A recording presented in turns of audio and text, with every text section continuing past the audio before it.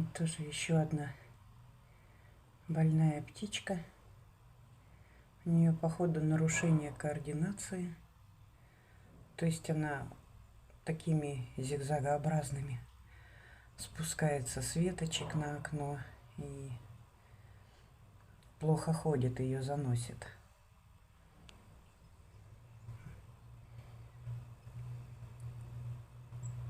Непонятно.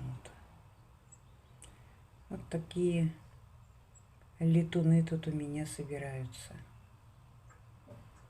периодически.